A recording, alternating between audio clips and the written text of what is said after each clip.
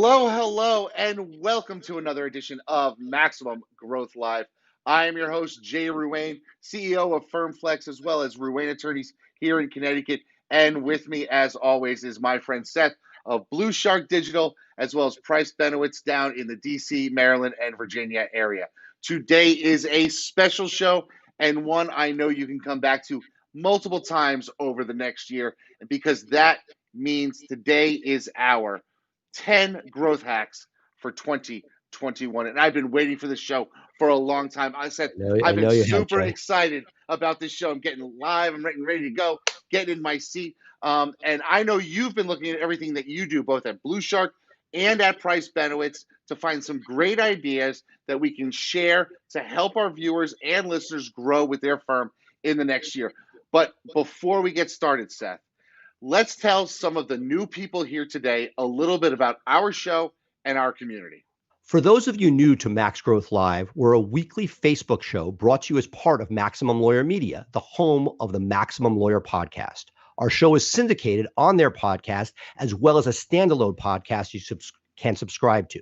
We are live 2 times a week on Tuesdays and Thursdays on our Facebook page, covering all sorts of topics about law firm growth, including segments on books you should read, automations, and tech you can use, as well as hot seats where we bring lawyers on and help them dig into some of the problems their firms are facing. Maximum Lawyer is the largest podcast for entrepreneurial lawyers with over 250 episodes and one of the most active private free Facebook groups available, with thousands of lawyers sharing their moves to make their firms a better practice. Thank you, Jim and Tyson, the founders and owners of Max Law, for including us in their community.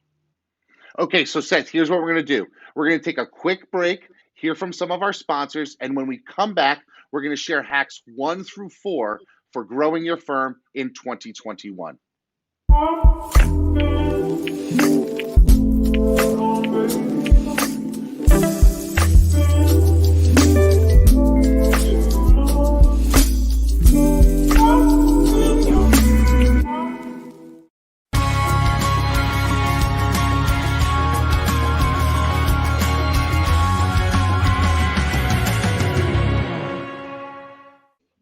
Okay, Seth, we're back, and here we are with my very first hack to grow your firm in 2021. And it's something that I think a lot of firms can jump into very easily and actually get some results from. And that is find a friend, right? I want you to find a non-competing law firm and share your Facebook pixel with them.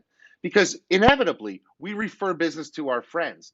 And if you share your Facebook pixel to them, they can then retarget your audience, making those referrals happen so much smoother when you go to refer business to a friend and they say, oh, wait, I've heard about that law firm. So it really makes it simple to be able to build the brand awareness of your referrals people with your own audience. And Seth, this is something that I'd like to do with a number of different firms. You know, my firm does criminal and civil rights. So we're sharing Facebook pixels with a probate firm, with a personal injury firm, so that we can get those people introduced to our network and our audience to make sure that they can succeed when they get our referrals. That's great. I got a question on that, Jay. Would you recommend doing it to synergistic firms? For instance, if you were going to, like, it takes a lot of effort to build these relationships and get it going. For instance, family and trust and estates, a lot of synergy, criminal and PI. Do you think a little bit of thought should go in before you just randomly put pixels on people's sites? Oh, absolutely. This isn't something that you should just scattershot your pixel around everywhere, because you want to make sure that they are actually doing the type of marketing that you're going to want to do. And you want to make sure that they are actively doing things to bring people to their website. You don't want to be giving them a lot of visitors and not getting something in return. So it's something that you have to sort of pay attention to, but it's something that you can really sort of explode your brand awareness of people looking for lawyers if you do it the right way. Gotcha. All right. So Seth, what's your first hack? My first hack number 2 in our top 10 hacks, are shadow days, something I use at Price Benowitz and at Blue Shark. Post-interview, before the person gets an offer, we have them spend a day or at least a half day with our team. The idea is if they're sitting at the job and they're doing the job, it has to be done virtually now, which is why we've shrunk the time down a little bit. But the idea is having them online, having them ideally interact, because what you're looking for is level of interest, questions they're asking. When you give them feedback, are they incorporating it and taking that in? This has been a game changer for us in our hiring process, and our results as far as the number of people that have crapped out soon after the hire have gone down dramatically. So we are huge fans of shadow days. Yeah, I actually stole that from you about 9 months ago, and we brought somebody in pre-COVID, thinking that they on paper they looked great, got them behind a desk, and they crashed and burned. And somebody who didn't look so great on paperwork, kind of interviewed well, came in and rose to the occasion. And so we were able to make a very clear hiring decision based on somebody actually being in the job. And so thank you for that. It saved me when we were going through all this stress during COVID, because we had somebody who we knew we could count on and didn't have to worry about the crash and burn as you transition to a new workplace model. Absolutely. I'll throw something out from a prior episode on the undercover billionaire. Had they done a shadow day, would they have saved themselves a lot of heartache during those very stressful times out at the rain-soaked barbecue fest? So the idea being the person who interviews well is not always the person who's going to do well under pressure, and that's what we love to suss out. Yeah, that's really good. Okay, let's get to my second hack number 3, and that's something that I really want people to think long term about, and that is targeting a cohort and owning that segment of society. So what I want you to do, and this is what I'm going to explain, and may take a few moments. What I want you to do is recognize that there are opportunities for you to grow with people as they age. And one of the things that you can do amazingly so with digital media and digital marketing is to carve out a niche among a certain group of people. Maybe you want to tackle people that are age 20 to 30, or maybe you have a trust and estates practice and you're looking 40 to 50. What I say is grab that group and age with them. So this year, you're going to target people age 40 to 50. Next year, you're going to be targeting people ages 41 to 51, and be everywhere for this small segment of the population. Don't try to be everything to everybody. Be a very big fish in a very small pond and be there. And of course, if you're doing this, make sure you use age appropriate pictures in your ads and that sort of thing. And you can really become the lawyer that this particular age group knows, likes, and trusts. It's funny. The ADHD in me is kicking me in a direction with this, because I'll take that and say I think that hack is applicable in lawyer networking. I know when I started to network with much older lawyers, thinking, hey, they got a ton of business, they could take care of me. What I found was that those lawyers had their own catchment group, and it was almost impossible to break into. Again, I'm sure everybody has an example where they have, but that if you are to network with your catchment group, your generation, and age with them, I found the ROI on time as far as networking and case referrals was much harder it was much easier if you stayed within that finite period, rather than sort of tilting at windmills and going after the mega players. Great, not saying you shouldn't do it, but realistically, the success we saw was people staying within that 10-year radius of their years out of school. I love that. So it's really hack 3A and hack 3B. So we gave you 2 there. Okay, Seth, give us your 4th hack, and then after that, we're going to take a quick break, and then we'll be back with 5 through 8. Hack number 4, plant seeds. So those of you who know me know that I love SEO, right? SEO doesn't happen overnight. It takes time. When you first launch a site, it's in a sandbox. It takes forever for Google to recognize the site. I love the idea of every once in a while launching a site. Get it, put it on WordPress. We all love going to GoDaddy and buying domains. That's easy. Just, sort of cheaper than like a drug habit, I guess. But buying domains is great. But take one that you realistically think might be something you'd want to do in the future. Not right away, but the best time to plant the tree was yesterday. Put the site up. Get cheap hosting, get a cheap, WordPress site, put 10 pages of content. You don't even need a phone number on it. Just let it age, let Google get used to it. And then one day when you're sort of like, hey, I'm thinking about moving into this, you have an asset ready to go. I'm not pretending that this is going to be worth millions overnight, but it's a lot easier to start with something where it's already been seeded and Google is used to it than if you decide, hey, I want to move into this practice area and you're starting, from no movement. You're starting in the blocks rather than with a running start. I really love that. And it's one of the things that, I think you're right. I kind of needed a 12-step program for buying domain names. Yeah. At one point, I think I owned about 1,000 domain names because I would have an idea and I would buy a domain name, and then that would be it.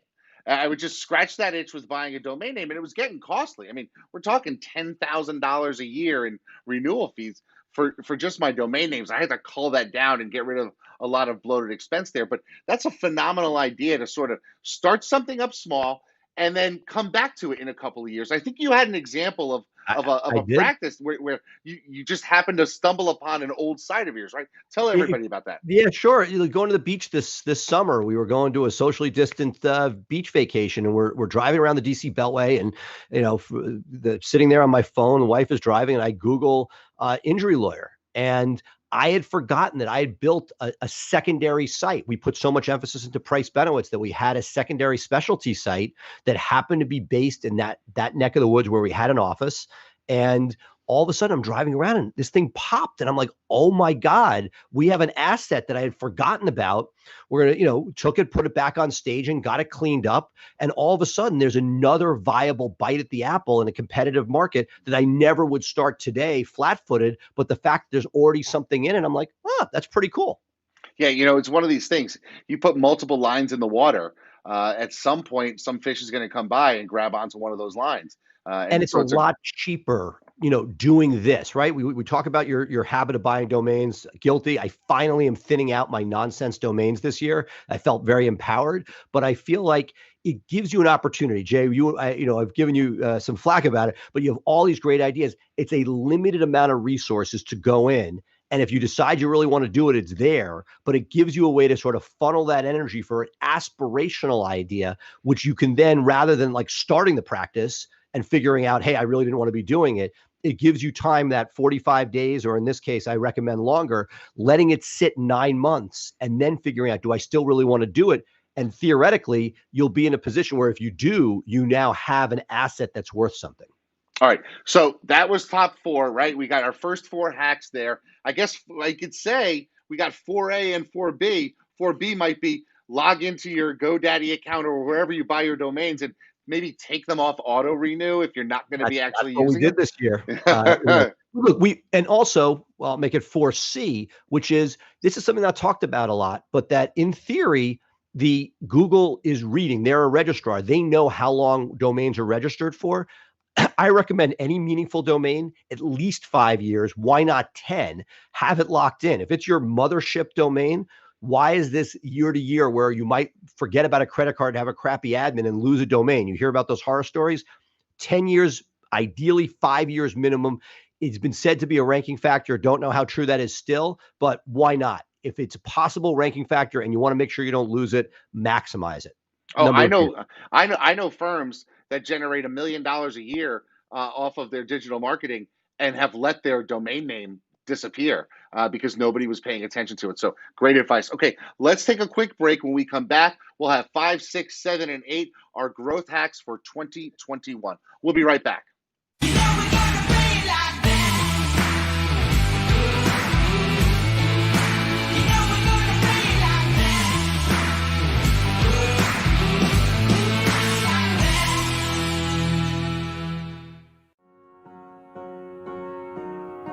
In this world today, if you want to grow your business, you want to grow your firm, you want to take on more cases and make a bigger impact, you have to have a digital blueprint. Statistically, throughout the time that we've been working with Blue Shark Digital, our law firm, the Atlanta Divorce Law Group, grew over 1,400%. They truly understand where we're headed and how we want to get there. I have a team in Blue Shark Digital that I feel like has my back.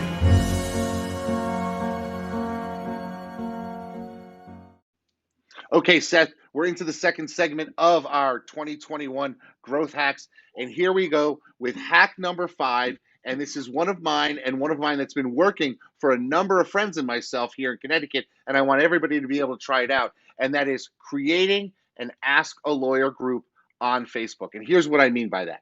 But a couple months ago, almost a year ago now, I approached a number of people who I regularly refer business to and who regularly refer business to me. We all have different practice areas.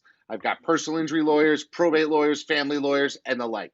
And so what we did is we decided to combine, create an Ask a Lawyer group, and promote that to the public. Because one of the things that's most difficult for the public to do is actually overcome that hurdle of reaching out to a lawyer and saying, hey, I have a question I need answered. Because they're afraid to do that. They know it's going to be expensive and they don't quite know how to go about it. So we said, let's You use know, the. you know Go what's ahead. so funny, Jay? This tried and true technique.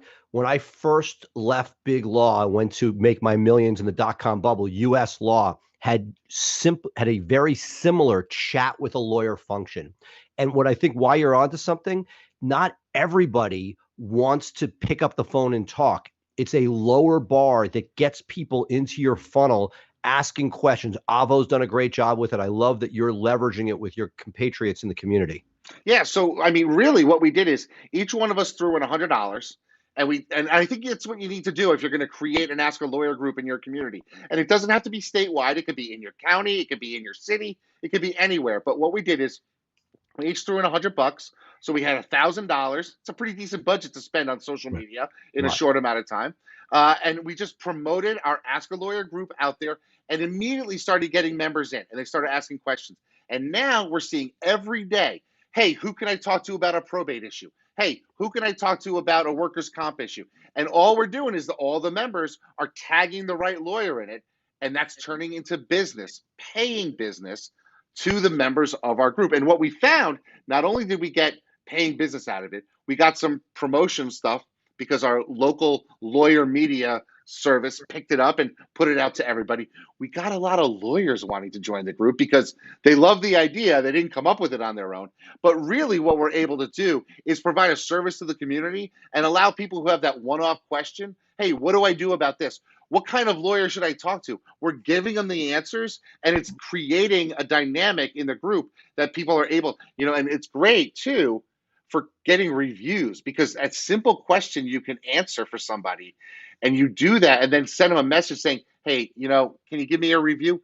I'm getting more reviews out of the Ask a Lawyer group than I am out of some of my paying clients, That's because awesome. they're happy to do it because I just answered their question and then we were able to move on. So that's a hack that I think everybody can do. And as we know, Facebook, the biggest social media platform, really got into promoting groups. So it's a great way for you to take advantage of some of the things that Facebook is doing internally to amplify your brand. What's Love your it. next Love what's it. your next hack?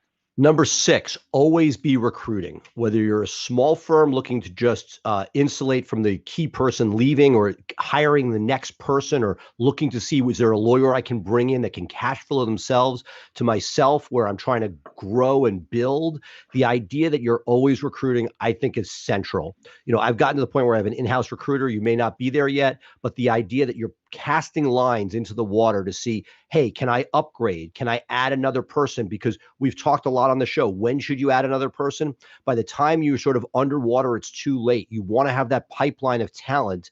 And for many positions I hold, I intentionally plan on attrition. If we have an intake person that's going to last for 2 years and we have 12 of them, that means that I need at least 1 to 2 people a quarter coming on board. And I think that as you start to look at and be realistic about how long employees stay, we want everybody to stay for life. But as you scale and you have 10 employees, people will be leaving with some regularity, hopefully not a lot. But the idea that you're recruiting means that you're in a strong position. It also means when somebody sort of comes to you and wants a massive raise, you have leverage, not in a bad way, but in a way that you can stay at market. You know what market is. And you also know, hey, there really isn't a lot of talent out here. I better get this person some more money because I need to keep them, versus, hey, the market is flush. I don't want to lose people. I don't want turnover, but it gives you an idea of how you should be paying, which I think goes a long way.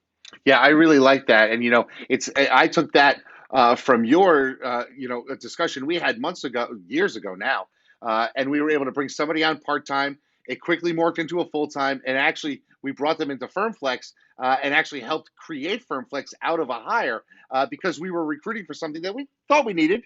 And it worked out, and it's continued to grow, and it's growing by leaps and bounds, and it's wonderful. And I think one of the other things that you do, if you are always recruiting, is that you're showing the legal community that you're in growth mode.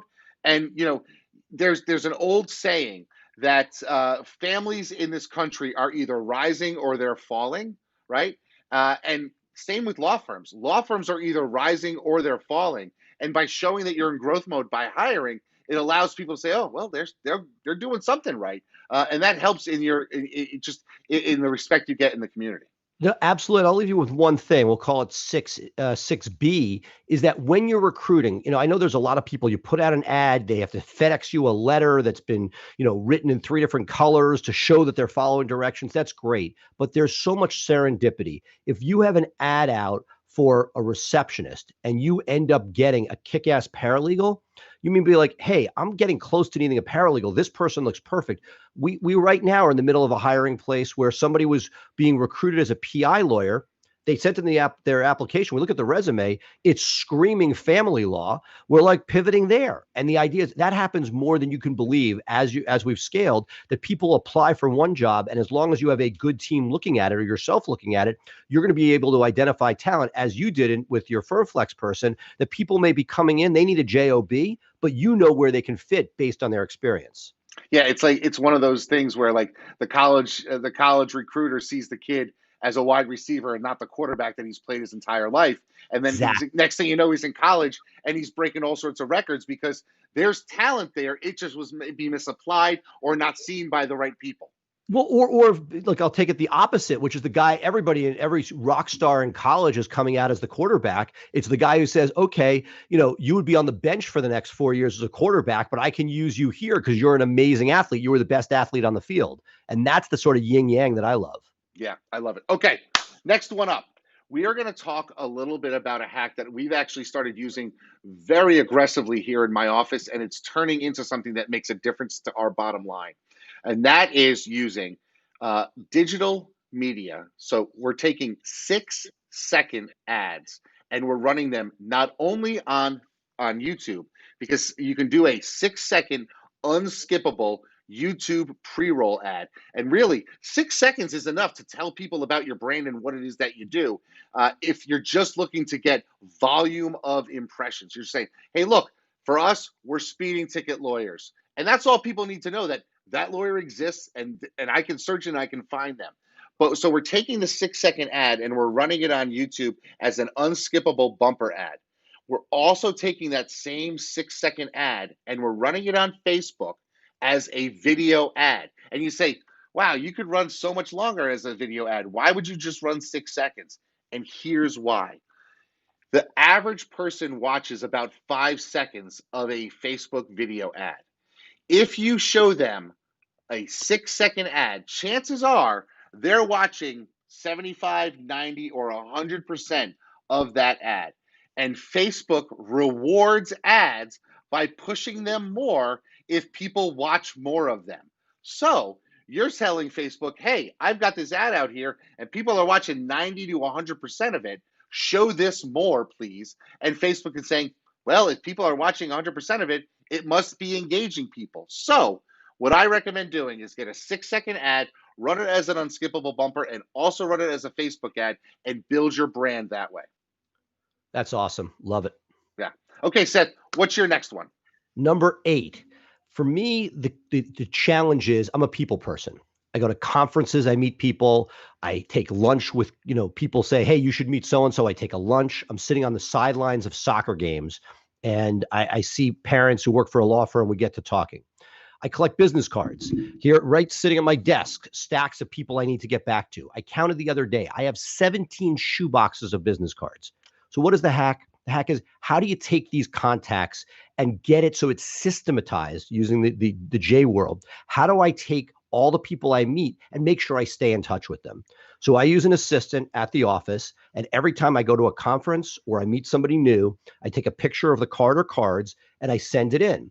And that there's a protocol that's followed. They're added to my LinkedIn, Facebook, if applicable, added to our newsletter list. And in a perfect world, a personal note is sent out saying, great to meet you, with an additional business card that they can then, that'll be right in front of them when they're sitting at their desk. It is something that I believe about 75% of could be done with overseas virtual assistants. And you got to be careful. Anything you're doing with a personal note, you probably want to be a little more circumspect and have something domestically doing. But the idea being that all the people that you meet, it's great that you meet them, but like dating or any other analogy you want to use, it's, do you stay in touch with this person in some way, shape, or form? And so while Jay is trying to stay top of mind with the general public, to me, this is the way you stay in top of mind of somebody who you've broken bread with, you've spoken to at a cocktail party. How do you make sure the father who does a non-competitive area of law that you meet on the soccer field stays in touch and remembers you? You think a lot of yourself, but what are the odds they're going to remember you when they need you? And that only happens if you're popping up on LinkedIn, if you connect on Facebook, if they're getting your newsletter. Those are the touch points. Make sure there's a system in place and not just left to happenstance. I really love that. You know how I love systems, but nothing is more of a dagger in the heart than when you run into somebody 6 months later and they say, "Oh, I had a great referral for you. I sent it to so-and-so. I forgot to send it to you. I wish I would have remembered." There is nothing that is more heartbreaking than that to me in the context of legal operations. And so your way of systematizing it really, I think, resonates with me. And I'm sitting here thinking this is something that I need to sort of create a system for, yesterday. So here's what we're going to do next. We're going to take another quick break, hear from our sponsors again, and then when we come back, we're going to wrap up the show, top 10 growth hacks for 2021. And let's do that right now, Seth. We'll be back in a few minutes. And then when we come back, we'll wrap up the show, have a little chat, and we'll send people on their way. Sound good? Sounds great. Awesome.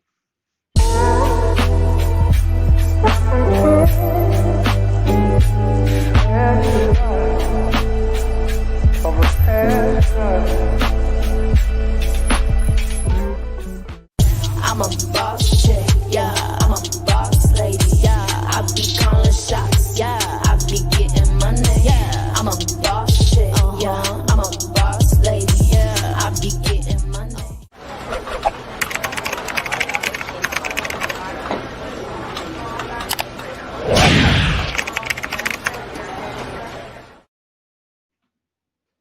Okay, Seth, we're back with our last two hacks in our top 10 growth hacks for 2021.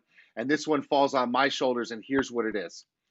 I want you to invest more time in video. And by doing this, you're not only going to be putting video out to your people live on your Facebook page or whatever, but videos that you've used on your YouTube page or just on your website altogether. Invest in software like Restreamio and Scheduler or OneStream Live or whatever it is that you can find to do this, and take those videos and push them live on a regular schedule as if your Facebook page is like a TV channel. Facebook has a love of live video, and people tune in to live video. It's amazing to me, if I go live on my Facebook feed, how many people will pop in and see what I'm doing live, right? There's just something about that little blinking red live thing going on that gets people to stop what they're doing and pay attention. So you can take pre-recorded videos that you've already set up, evergreen content, and use these services to push them live on a regular schedule. So you can have your Monday morning minute about trust and estates, and you always broadcast the video. And how many of us everywhere have 100, 200 videos that we've put together, or even 10, and just roll them out regularly on a schedule. Use a VA to do the scheduling for you so it's not taking up your time, but just put that out there so more and more people see your video. They get used to seeing you talk on camera to them. They feel comfortable with the concepts that you're talking about. You're giving them knowledge. You're being that Johnny or Joni Appleseed, just giving away knowledge, which I think is so important for us as lawyers. And I think it's a way for you to build your brand online very simply, very easily. So that is my last hack for this episode. That's great. Well, my last hack, number 10, is a fundamental, but I think one that's worth repeating: negative keywords for PPC. AdWords are getting more and more expensive. And one of the ways you can get a better ROI is making sure you're not paying for clicks you don't want. So there are basics like pro bono, free information. There are things you can do that can help sculpt your campaign. But looking at what keywords you're getting, and then having a system a la Jay in place so that there is a protocol to make sure that you are constantly on a regular systematic basis, adding those negative keywords in, because without it, PPC is already such a thin margin. And then if you're not taking advantage of this very easy to use basic fundamental component, then you're just leaving money on the table and frankly may not be able to get ROI to continue. So that I love PPC when it works, and it's going to work a lot better and a lot longer and get you much better ROI if you're taking advantage of adding to negative keywords on an ongoing basis. Absolutely. As I always tell everybody, a negative keyword is a positive thing. And one of the things I'm going to take this a little further, and something that we did with our negative keywords is we actually went so far as to create lists of all the other states that we don't service. So we have a negative Absolutely. keyword list of 49 other states. Yep. We took the top 100 cities in the country, because I don't need somebody typing in Dallas DUI lawyer because they got arrested on a business trip and winding up with me, right? I need Dallas, and they wouldn't have typed in Texas necessarily. So I took all these major metropolitan areas, made that a keyword list. I went so far as to take the top 100 baby names, and then took out our lawyers and put those baby names up as negative lists. You spend more time on your negatives, you will make more positive Absolutely. impacts on your pay-per-click campaign without a doubt. Absolutely. So, woof. I feel like I just ran a marathon. We were going a million miles an hour, but Seth, that is 10 phenomenal hacks that people can use to grow their firm with systems, with marketing, and really accelerate their growth in 2021. And I'm loving what you shared. Some really good stuff in there, and stuff that, when you think about it, you need to focus on them to make sure you are doing things the right way. So Seth, let me ask you, I gave you, we didn't talk about these hacks in advance. So what was your favorite hack of mine? Well, I think the hack that I want to do first is the ask a lawyer. And you know what? Rather than do what I'll normally do, which is say I'm going to do it and not do it, I'm retaining firm flex. So I expect a retainer in the next 24 hours because I want somebody to put this together for me so that it's done and I don't need to worry about it. It's going to take time. It's going to take budget. But if I try to do it myself and add it to my to-do list, may or may not happen. It's going to happen a lot more easily if I can outsource it. So I choose to use firm flex, and can't wait to see the proposal. Awesome. So for me, my love of systems. And I think for me, the best hack that I'm going to implement, and I'm going to implement it before I even leave the office today, is go through and create a system for post-contact follow-ups. And one of the things that we've been doing is we actually took our CRM, and we're integrating into it now the API for a company called Handwritten. And Handwritten sends handwritten notes out to people by way of an API, so you can automate that.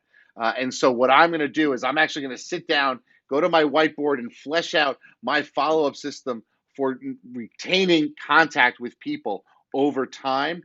And I think that's something that's going to prove dividends in the future. And that's going to be really my focus for 2021. It's really reconnecting and staying connected with the people that I meet. Because I've met hundreds of thousands of lawyers over the years. And there are great opportunities for me to develop referral relationships with people that I have just left by the wayside. I know I have. And I kick myself. I open up my drawer. I'll see lists. I'll see business cards of people I never followed up. I should have. So you telling me to get a system in place is what's motivating me to get this done. So that's what it is. And I can't believe I'm going to say this, but I actually have another hack. But I can't do it right now because we are running out of time. So one more hack from me is going to come on next Tuesday's show. Seth, do you have another hack that you can give on Tuesday? I'll find another hack. We had All 2 or 3 that didn't make the cut, so we'll find another Okay. great one. So I have one more that I want to talk about. And, I kind of want to give it now, but I kind of want to get people to come tune into the show on Tuesday. So that's what we're going to do. We're going to do 2 more hacks for y'all on Tuesday in our next show. So I want to make sure that you head over now. Make sure that you like our page, Maximum Growth Live. Make sure that you subscribe to get the updates so that you can always be known what's going on and when we go live. It's going to be great stuff that you can use, I am sure. But for now, we are going to sign off with this edition of Maximum Growth Live. I am Jay Ruane. He is Seth Price.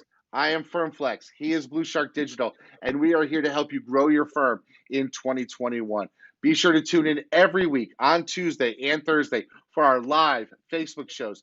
Make sure you listen on the go through the Maximum Lawyer podcast, where we are syndicated. So thank you to everybody for being here today. We look forward to seeing you on another edition of Maximum Growth Live. Bye for now.